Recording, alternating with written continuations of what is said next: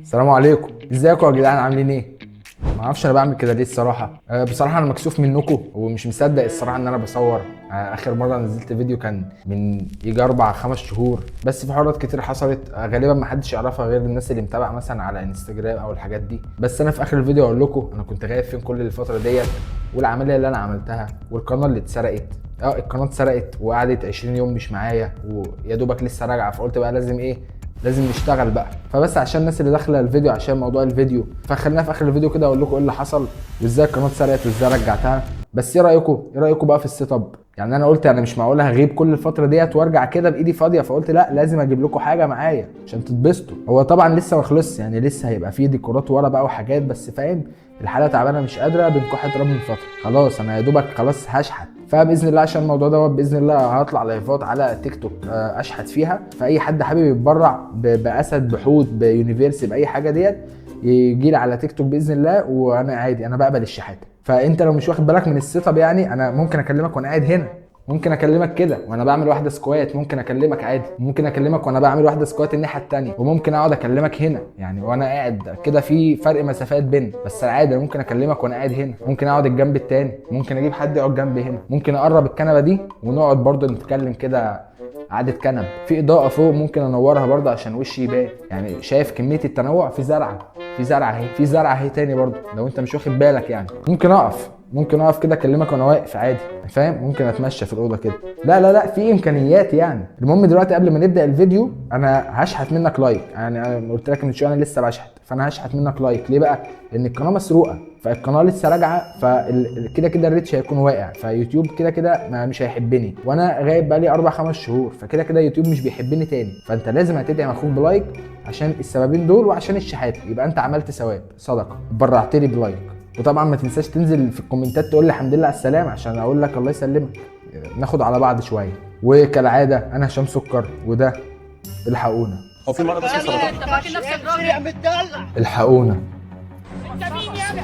قول لي انت الحقونا بجد. موضوعنا بقى النهارده موضوع مختلف جدا وجديد جدا، وهي الكابلز وجوازات وافراح التيك توكرز. يعني العلاقات التوكسيك، يعني العلاقات اللي قايمه على الريتش وحركه الاكسبلور، يعني العلاقات اللي لو الريتش وقع فيها ده معناه كده ان احنا داخلين على انفصال وطلاق رسمي، بس ممكن نعمل ريستارت لعلاقتنا وننفصل اسبوعين ونرجع عشان الريتش يزيد. يعني العلاقات اللي بتبدا بتحدى العالم كله وانا وياك، وبتنتهي بيا ابويا كنت منعتني. حاجات عن التيك توكرز الكابلز برضو لما بيتجوزوا انتوا ما تعرفوهاش، ان هم في شهر العسل مش بيطلعوا سفريه ولا بيطلعوا شهر عسل، بيطلعوا فور يو.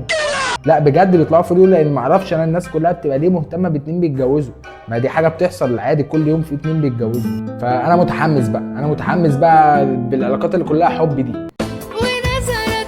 معزين مستغربه مختفي فين كل ده؟ انا في الحمام وانا باكل من الفرحه بعد ما خطبتها.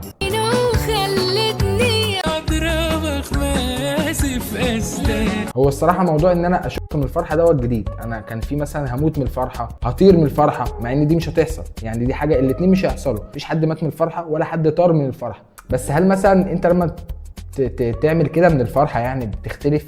النوع بيختلف، بتنزل بسهوله مثلا لو عندك امساك يفك، لو عندك اسهال يمسك، بتنزل بروايح مختلفه، بريحه الجاتو.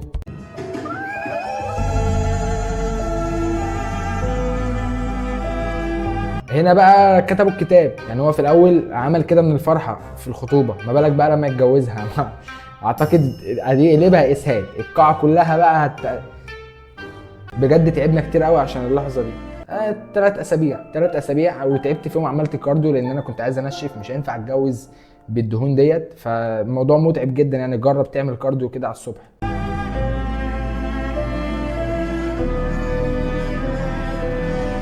انا عايز اتجوز عشان اعرف انا هقول ايه في الموضوع دوت. يعني مش عشان الجواز ذات نفسه، انا عايز اتجوز عشان بس اعرف انا هقول ايه.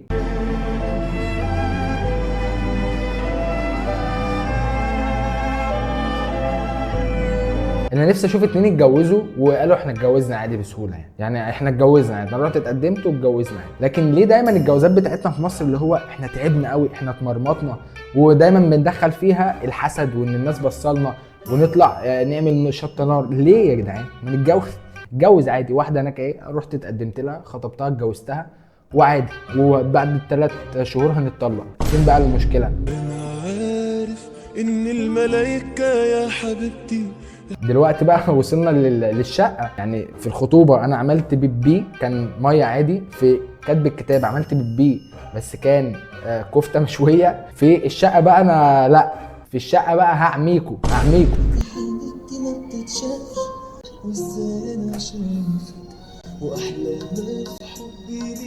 الحاجات دي كانت بتتعمل برايفت.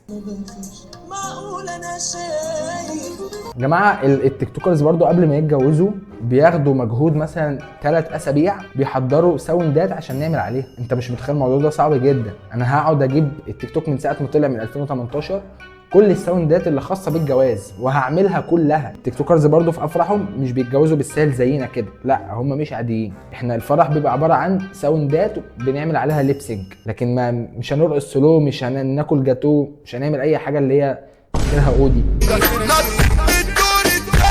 لا ده عادي، ده عادي بيحصل. اي اتنين بيتجوزوا بيصحوا الصبح يوم الصباحيه بنعمل كده تمارين. لان انا قلت لكم امبارح كان في امساك واسهال فبطني فكت بقى، فبنط بقى من الدور التاني زي ما كل الناس بتعمل الحركه دي. من بعد ما خدت الصوره مش صابر انا جالي فاتوره. عايز اقول لكم كمان ان الساوندات بتستمر معانا شهر العسل، يعني مش بتخلص يوم الفرح. يعني كده خلاص 3 علامات تعجب، علامه استفهام عشان السؤال، ايموجن بيعيط، ايموجن اللي هو ده. طب انت ايه اللي موديكي فرح الاكس بتاعك؟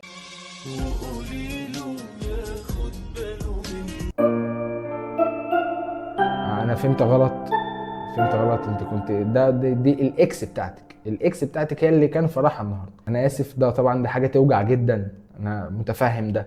ازيكم يا اخواتي عاملين ايه؟ يا رب كلكم تكونوا بخير. النهارده جينا لكم مسابقه بمناسبه فرحنا وان احنا مبسوطين.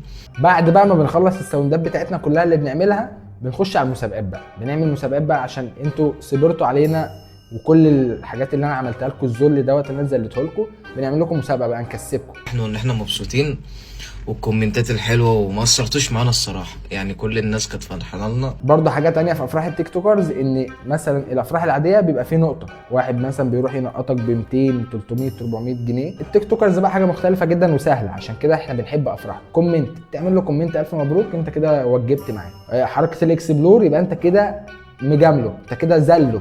ايه هي شروط المسابقه؟ شروط المسابقه الكابلز مش هكسب اي حد غير كابلز، معلش اصل انا خلاص يعني ارتبطت. هتخش الاكونت اللي احنا عاملين له منشن، هتعملوا له فولو، والاكونت ده عامل الاتنين فولو عنده، حلو.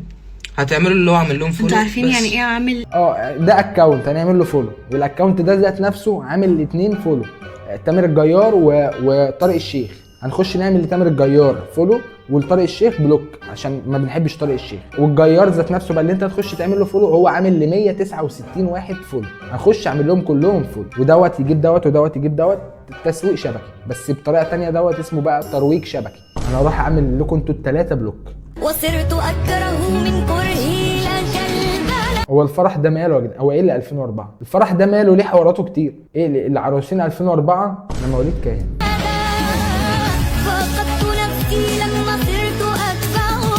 حبيب قلبي بجد ربنا يرزقكم. انا جيت لكم الفرح، انا مبسوط لكم جدا بجد. يا اسطى انت 2001 وزعلان ليه؟ ما في 92 عادي لسه ما اتجوزوش. كانت تعمل لنا اكل ايه بقى؟ خش يا عروسه برجلك اليمين، خش يا عروسه. ايه ده على مال على مالك.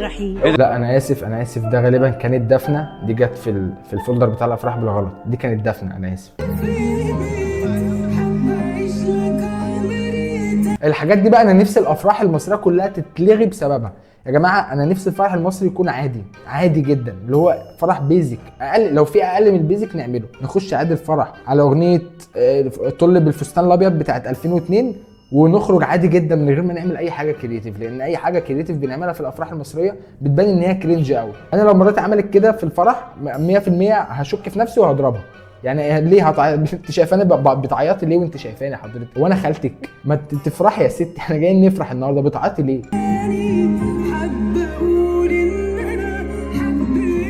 هو هيموت ويضحك، والله هو هيموت ويضحك. عايز اقول لها هو ايه العبط اللي انت بتعمليه ده؟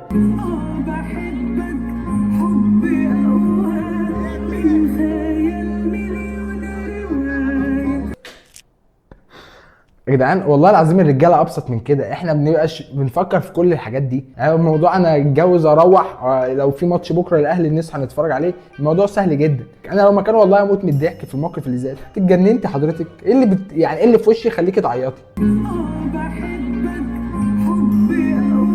انا الصراحه عندي مبدا كده، ان انا لما بشوف اتنين بيأفوروا في الفرح، بيأفوروا قوي، اللي هو انا هبين لكم ان احنا بنحب بعض قوي، ببقى مستني الطلاق بتاعهم بعد 14 ساعه من الجواز، 14 ساعه بالظبط، اللي هو تاني يوم الصباحيه المغرب هنصلي المغرب ونتطلق على طول. الرجاله بسيطه قوي، يعني انا ما اعرفش كانت بتعمل ايه، بس هسقف لك. يعني انا ما اعرفش انت كنت بتقولي ايه، ما اعرفش مين اللي بتغني وليه بتعيطي وانا ايه اللي جابني هنا اصلا، بس انا هسقف لك على بيتين الشعر اللي انت لسه قايلهم لي دول، ما استاهلهمش والله. احساسك النهارده وانا جاي لك في بيتك. هو ايه اللي احساسك ايه النهارده وانا جاي لك في بيتك؟ اكيد هتكون مبسوطه. هو ايه السؤال ده؟ جاي للبيت ده حلو نتكلم يوم بطوله. يا اسطى هو ايه اللي هنتكلم يوم بطوله؟ انجز، هو نص ساعه وامشي. اترفضت خد علبه الجاتوه بتاعتك وامشي، ما تسيبهاش اكيد يعني. بابا بعد ما حلف انه مش هيوافق، بابا يوم قرايه فتحتي. ايوه يا عم اللي هيصوم 3 ايام تنانير وبلانك وفلوس بالكم في البنك. بص انا فاهم ده هو بيعمل ايه. في الافراح كده بيبقى العريس والعروسه واخدين كل الاتنشن اللي موجود في القاعه، فلو في حد هو اتنشن ذات نفسه، فلازم انا هعمل اي حاجه ملفته، يعني حاجه ما ينفعش تتعمل في القاعه، فانا احط التليفون على الارض واصور بقى فيديو تيك توك. طب هعمل ايه؟ ما انا لازم حد يبص عليا دلوقتي. امال ايه؟ كتمته وعامل 50 في الدماغ فبلاش عشان اهي النظره دي اللي هو بتاع ايه، حد واخد باله؟ انا مجنون، انا بعمل ليب سينك هنا في القاعه، انا مجنون. ها ايه رايك في الشقه كده؟ حلوة قوي، وكمان لو عملنا بقى كل الحيطان اوف وايت هتبقى تحفة. لا انا من رايي ما نعملهاش، كلنا هنتبسط. ان لازم افتح الليفنج على الريسبشن عشان اعمل امريكان كيتشن. نفتح الليفنج على ريسبشن. انا مش عارف انت اخترتي كل حاجه في الشقه. صدقني الرجاله بتبقى غلبانه جدا، هو مش فارق معاه ولا نفتح الليفنج على الريسبشن. انا عايز اكل رز وملوخيه في اي يوم من الايام، ويوم تاني ناكل مكرونه وبانيه، والسبت الممتاز اقعد اتفرج عليه. احلى عروسه في الدنيا. ده كده على فكره الشقه دي بتاعتك ومحدش هيقعد فيها غيرك. ايه بقى الحكمه دي؟ ايه بقى الحكمه اللي كلها حب دي؟ ما شقه عريس وعروس انا وانت، محدش يقعد فيها غيرك، وانا اكيد مش هجيب ولاد عماتي يقعدوا معانا. الرجاله غلبانه ما بتعرفش تتكلم. يا جماعه الكلمات الاغاني والله غبيه جدا. هو ايه اللي حاسس البيت ده هيبقى بيتي؟ مش متاكد؟ خلاص ما تقعدش فيه. هو ايه ما انا رايح اقعد في شقه مأجرها ولا شاريها، حاسس البيت ده هيبقى بيتي. الف مبروك يا بودي. الله يبارك فيك يا حبيب بودي. خطبت وسبتني.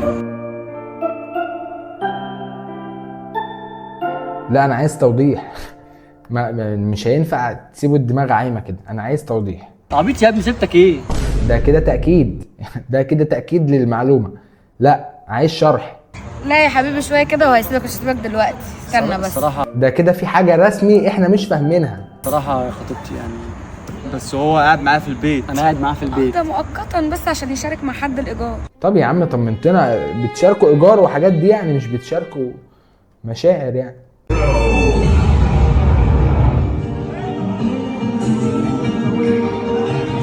اهي العروسه هتوزع ورد، قلت لكم محدش يعمل اي فكره كرييتيف في الافراح.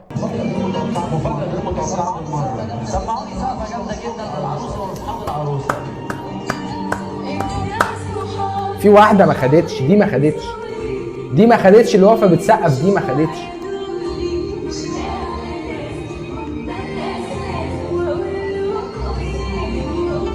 دي بقى دي ادي يا ستي، دي ما خدتش. دي ما بتحبهاش دي ولا ايه يا بنتي؟ دي تعبه ايديها تعبت من التسقيف، اديها ورده دي.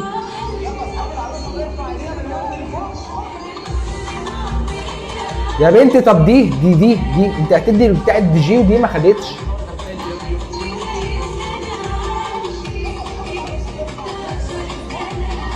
لا العنصره دي بقى انا ما بحبهاش. البت دي الصراحه تعبانه من بدري وشغاله تسقيف. مش صاحبتك دي طيب؟ ايه ده ايه الذل ده؟ وبس كده يا جدعان، وصلنا غالبا لاخر الفيديو. متوقع ان دمي مش خفيف في الفيديو دوت خالص، لان الفورمه ضايعه، فورمه الفيديوهات ضايعه خالص. مش عارف ازاي بنصور وازاي بنمنتج وازاي بنعمل الحاجات دي، بس معلش سامحوني.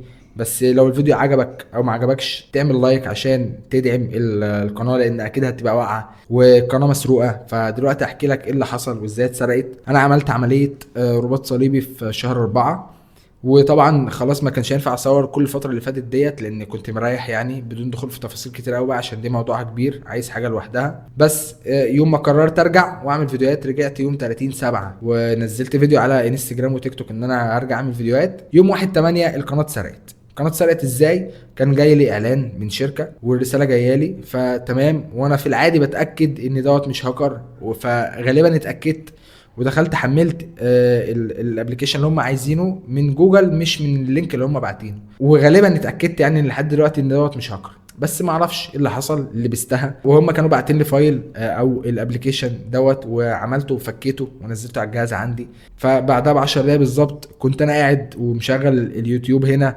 وشغال على الجهاز، والتليفون بتاعي كان على المكتب هنا، وانا قاعد ورا بعمل تمرين عشان رجلي، وفي رسائل عماله تجيلي على التليفون وانا مش واخد بالي ان في حاجه عماله تيجي.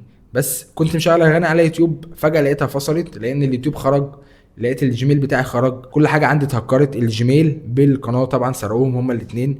الجيميل بتاعي التاني اللي انا عامل عليه الريكفري اكونت كان عمال يبعت لي رسائل ان خلي بالك القناه بتتسرق، الباسورد بيتغير، مش عارف ايه اللي بيتغير، وانا زي مش واخد بالي طبعا. المهم ان انا كلمت جوجل وبعدها بيوم القناه رجعت. بس وبعد ما رجعت يعني هي غالبا رجعت يوم 3/8 او 4/8، وبعد ما رجعت المفروض ان انا بعمل مصادقه ثنائيه، فكتبت رقم تليفوني عشان يجي لي عليه رسائل اللي هي التاكيد. الرسائل ما جاتش، فجوجل ما اتاكدتش ان انا كمان صاحب الايميل، فقاموا قافلين الايميل والقناه تاني على ان انا سارقها. فانا قعدت لحد يوم 18، قعدت لحد يوم 18 بكلم جوجل ان انا والله صاحب القناه. يعني يا جماعه والله انا مش بكذب عليك يا حبيبي، مش بكذب والله انا صاحب القناه.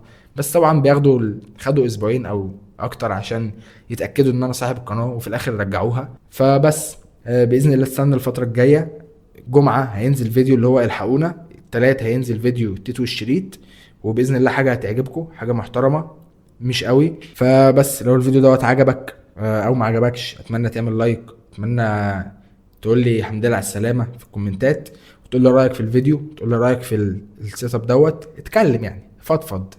انت اكيد ما بتتكلمش مع حد يعني، ما حدش مهتم بقى، اتكلم معايا وانا باذن الله برضو مش ههتم برضو. وبس استناني باذن الله بقى يوم الثلاث في فيديو كده، بس مش في السيت اب ده طبعا عشان انا عامل كذا سيت اب. انا ببص على نفسي ليه عامل كذا سيت اب يعني، ممكن ارجع اكلمك كده، ممكن اعمل لك سلام كده، ممكن اقول لك سلام وانا كده وانا بعيد عنك، بس انا لازم اكون قريب منك. انت مين انا ما اعرفش، بس انا بتكلم بقول اي حاجه. وبس كده يا رجاله ويا بنات ويا شباب ويا شابات، السلام عليكم.